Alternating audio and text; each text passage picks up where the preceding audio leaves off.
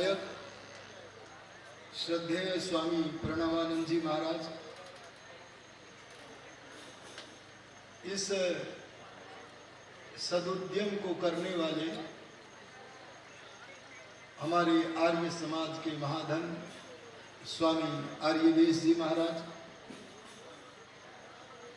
और उनके अनुशासन में रहकर शिष्य नाम को सार्थक करने वाले स्वामी आदित्य वेश जी महाराज,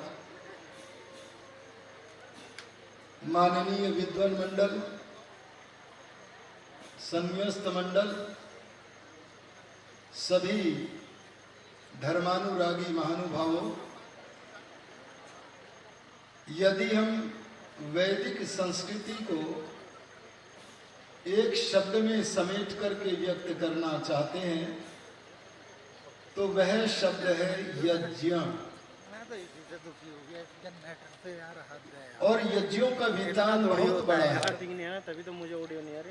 पौन मास से लेकर के अश्वमेध पर्यंत बहुत यज्ञों का वर्णन हमारे कल्प शास्त्रों में मिलता है।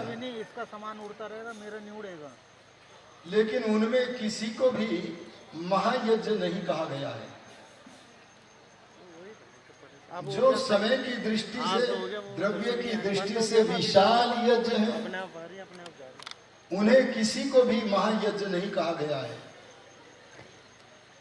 चाहे महर्षि मनु हो या उनके समर्थक महर्षि दयानंद सरस्वती हो, सभी ने यज्ञ के पंचों को ही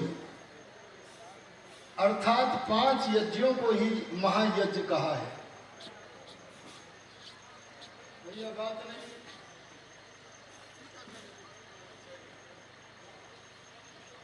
इन 5 यज्ञों की महत्ता के अनेक कारण हैं। उन कारणों को मैं विस्तार में नहीं रख सकता, लेकिन 1-2 कारण रखकर अपनी वाणी को विराम दूंगा। इन 5 यज्ञों को हम अगर समझ लें तो हमें पता लगेगा कि यदि हम विराट यज्ञ भवन में प्रवेश करना चाहते हैं तो ये 5 महायज्ञ उस विराट यज्ञ भवन में प्रवेश करने के मुख्य द्वार है। इन 5 यज्ञों की महत्ता का एक कारण है कि इन्हें प्रतिदिन करना होता है। कभी करें कभी न करें ऐसा नहीं है, और ये सबको अनिवार्य है। प्रत्येक गृहस्थ को अनिवार्य है, इसके लिए छूट नहीं है। ब्राह्मण ग्रंथकार कहते हैं जरया वा ये तस्मान मुच्यते मृत्यु ना वा। इस कर्मकांड के से बंधन से छुटकारा केवल वही मनुष्य प्राप्त कर सकता है जिसके जीवन में यज्ञ प्रविष्ट हो गया हो। सन्यासी बनने पर अथवा मृत्यु के होने पर इससे छुटकारा है, उसके बिना नहीं। बस मैं एक विशेषता इसकी बताकर अपनी वाणी को विराम करूंगा। हम ब्रह्म यज्ञ को 2 भागों में बांटते हैं। एक भाग का नाम है संध्या, तो दूसरा नाम है स्वाध्याय। स्वाध्याय के विषय में आर्य समाज के 3 नियम में महर्षि दयानंद ने कहा, वेद सब सत्य विद्याओं का पुस्तक है। वेद का पढ़ना, पढ़ाना और सुनना, सुनाना सब आर्यों का परम धर्म है। अगर आप खेती करते हैं ये धर्म की बात है, आप व्यापार करते हैं ये धर्म की बात है, संसार में जो भी अच्छे अच्छे कर्म करते हैं वे धर्म की बात है। लेकिन धर्म का प्रत्येक अंग आपके जीवन में बना रहे, इसके लिए हमें अपने बच्चों के अंदर और उससे पहले अपने अंदर स्वाध्याय की परंपरा को स्थान देना होगा। यदि कोई ये समझता है कि हमारे बच्चे सनातन धर्म के प्रहरी आर्य समाज से पूर्णतया नहीं जुड़ पा रहे हैं, तो इस इसका प्रमुख कारण यह है कि हमने पंच महायज्ञों को अपने घरों में प्रतिदिन करने के लिए अनिवार्य नहीं किया है। और इन पंच महायज्ञों में भी यदि मैं प्रमुखता देना चाहूं तो मैं कहूंगा कि हम स्वाध्याय के बिना अपने बच्चों को जलपान कराते हैं, वे स्वाध्याय को प्राथमिकता नहीं देते हैं। इसीलिए आर्य समाज की, अरे सनातन धर्म की जितनी बढ़ती होनी चाहिए उतनी बढ़ती नहीं हो पाती है।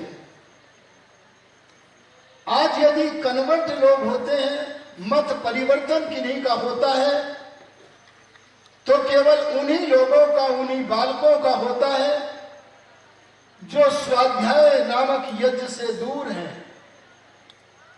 अरे जो महर्षि दयानंद का सैनिक प्रतिदिन स्वाध्याय करने वाला अर्थात ब्रह्म यज्ञ करने वाला है, क्या संसार में कोई माई का लाल उसके मत का परिवर्तन कर सकता है? अरे बोलो, कर सकता है? नहीं कर सकता। जिसका भी मेरी मत परिवर्तन हो रहा है, उस मत परिवर्तन होने वाले व्यक्ति के जीवन में स्वाध्याय नहीं है। आप अपने बच्चे को कहीं भी भेजो, अरे चाहे जामा मस्जिद में भेजो, चर्च में भेजो, देश में भेजो, विदेश में भेजो, लेकिन यदि उसके पास स्वाध्याय का कवच है तो वो कहीं भी चला जाए, उसे कोई बिगाड़, उसका कुछ भी बिगाड़ नहीं सकता है। महर्षि याज्ञवल्क्य से किसी ने पूछा था, अगर कल सूर्य न निकले तो क्या हो जाए? अरे पूछा था, अगर कल पानी बहना बंद कर दे, चंद्रमा निकलना बंद हो जाए तो क्या हो जाए? तब महर्षि याज्ञवल्क्य ने संभल करके वही कहा था जो आज आर्य समाज के संस्थापक महर्षि दयानंद कह रहे हैं।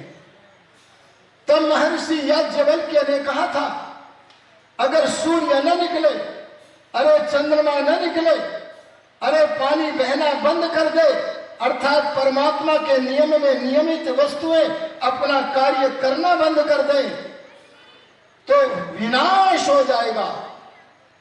लेकिन इससे भी बड़ा विनाश हो सकता है काम अगर न हो, और वह काम क्या है?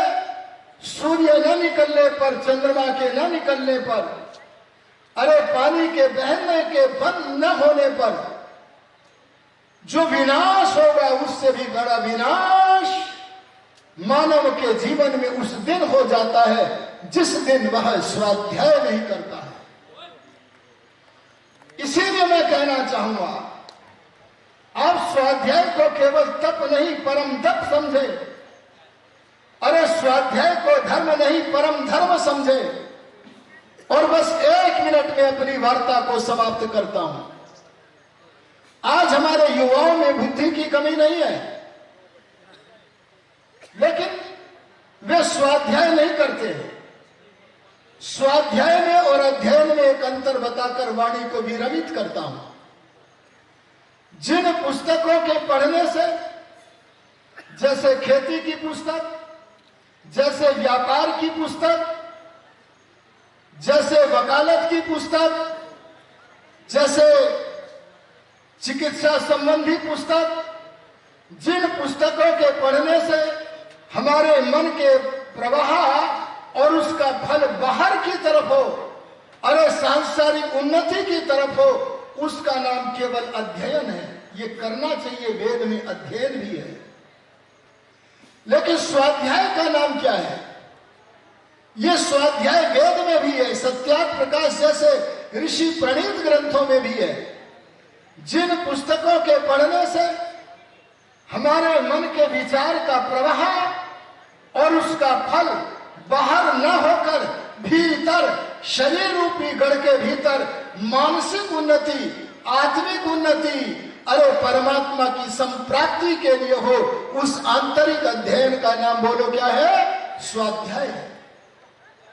इसीलिए मैं कहूंगा, अगर आप अपने बच्चों को अपना ही बना रहना देखना चाहते हैं तो उनके जीवन में अनिवार्य रूप से 5 महायज्ञों में जो स्वाध्याय नाम का यज्ञ है, जो ब्रह्म यज्ञ का अंग है उसे अपने जीवन में धारण करो। और याद करो पंडित लेखराम जी का वाक्य, आर्य समाज से तकरीर और तहरीर का काम बंद नहीं होना चाहिए। आगे चल करके स्वामी आत्मानंद जी का वाक्य भी याद रखना, आर्य समाज से स्वाध्याय का काम बंद नहीं होना चाहिए। इसी कथन के साथ अपनी वाणी को विरमित करता हुआ हमारे स्वामी आर्यवेश जी महाराज, जिनका सदुद्यम रंग लाया है, उनके शिष्य स्वामी आदित्य वेश जी महाराज, जिनका ये सदुद्यम रंग लाया है, उन्होंने यहाँ विद्वानों के दर्शन करने का, विचार सुनने का, आप लोगों से संवाद करने का अवसर प्रदान किया है। इसके लिए मैं उनके प्रति हृदय से आभार व्यक्त करता हूँ और माननीय पंडित आचार्य धनंजय जी का आभार व्यक्त करता हूँ। इन्हीं शब्दों के साथ वाणी को विराम देता हूँ। ओम शम।